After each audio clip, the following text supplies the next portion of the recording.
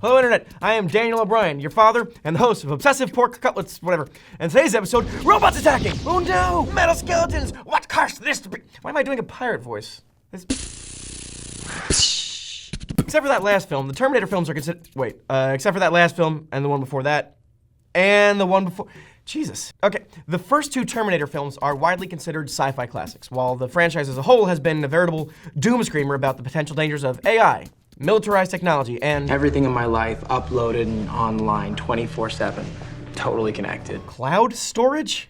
Ugh, James Cameron must be rolling around in his giant piles of money. Honestly, he probably doesn't care that the franchise sucks now. Anyway, it's all bullshit.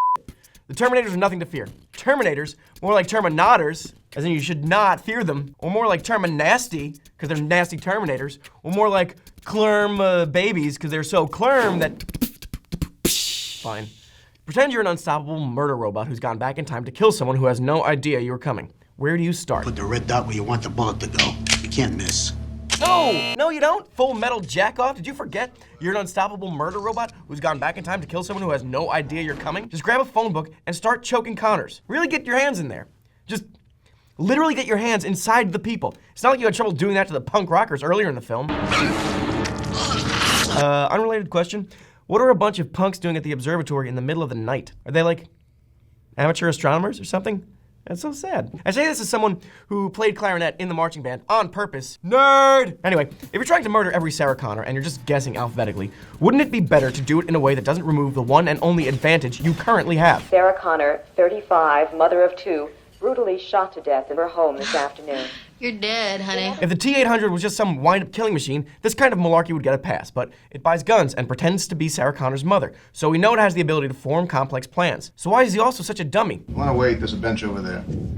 I'll be back.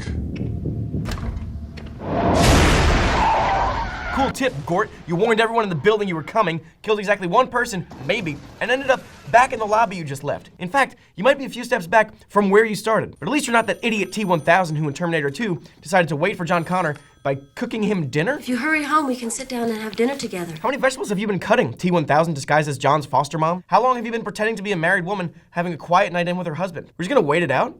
Cuddle on the couch watching Home Improvement? How far did you even take that relationship? Yeah, how do you like having your mouth penetrated? I just gross myself out. My point is that the T-1000 has no reason to take on the form of John's foster mother when we later see that he can simulate the mother-f***ing floor. Dude just has to wait in a driveway and swallow him like lava. Or better yet, turn into some kind of funky nano mist. He certainly doesn't have to make Sarah Connor call to her son when he has the ability to mimic voices. Call to John. Terminator robots seem to perpetually forget that they're unstoppable tools specifically designed to kill humans. Instead, they use weird infiltration tactics, guns, and time travel. Traveling through time. Not only is that fundamentally bananas as a war tactic, but used so poorly to kill John Connor that it actually causes his existence. That's the opposite of killing someone. Is the opposite of killing. I like that. I'm fine with that being the official stance of this show. Good work, everybody. All right, join us next week when our topic will...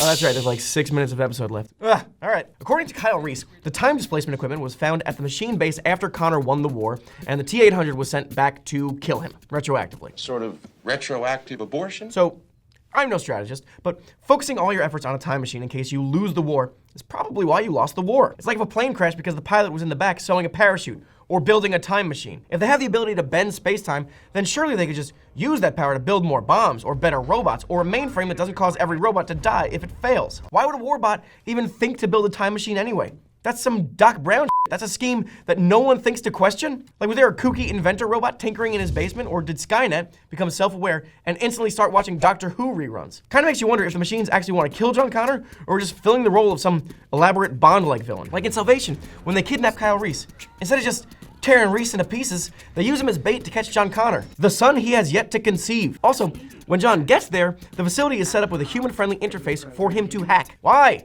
Why have these robots never learned to stop physically accommodating their sworn enemy? Big game hunters don't make their safe houses out of elephant food. Script note, Daniel, you can beat that elephant food joke, come up with a better analogy. Oh!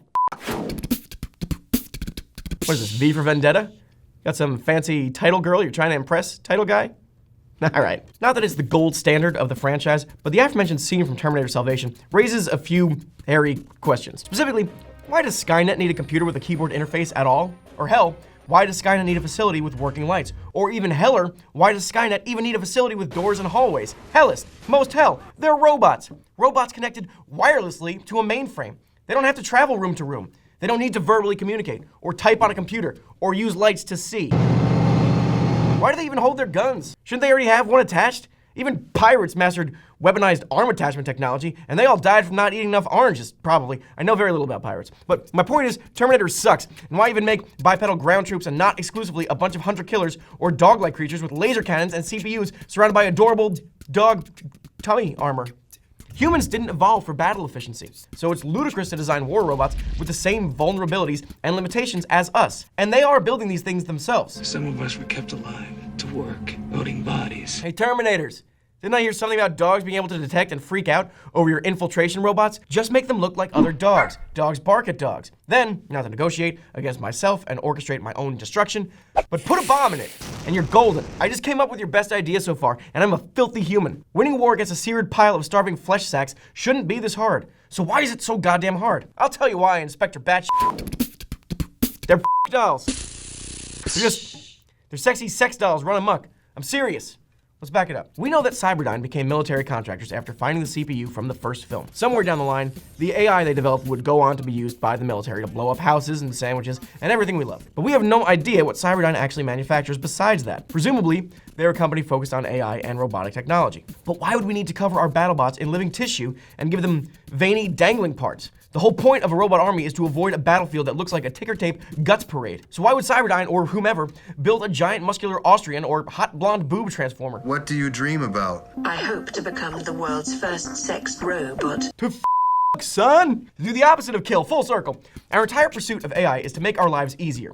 We want to text our date while driving to the fancy restaurant using GPS, and ultimately have sex with a talking mannequin when we strike out. Easy peasy.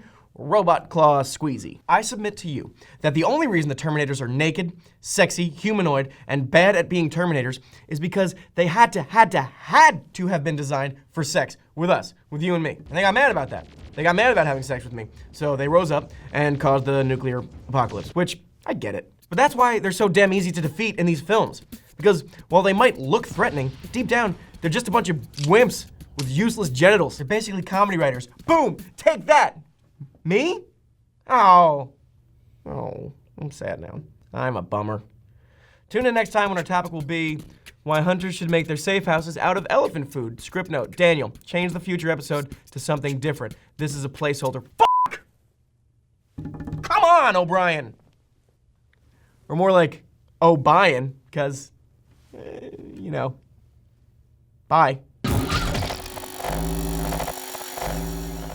Hey everyone, thank you so much for watching. Like and subscribe. This mug's from the Oatmeal. Check out the Oatmeal. This is Spider-Man. Check out Spider-Man. This is the Time Machine did it. Speaking of time machines and time travel, I'm officially pitching my movie, my in-between prequel, sequel Terminator movie about the time when they were sex robots. We'll never get to the part where they revolt or anything. This is just the quiet in-between where there are a bunch of beautiful sex robots having sex with people. And that's the movie. That's the whole movie. Did you want to buy it? Click like if you do.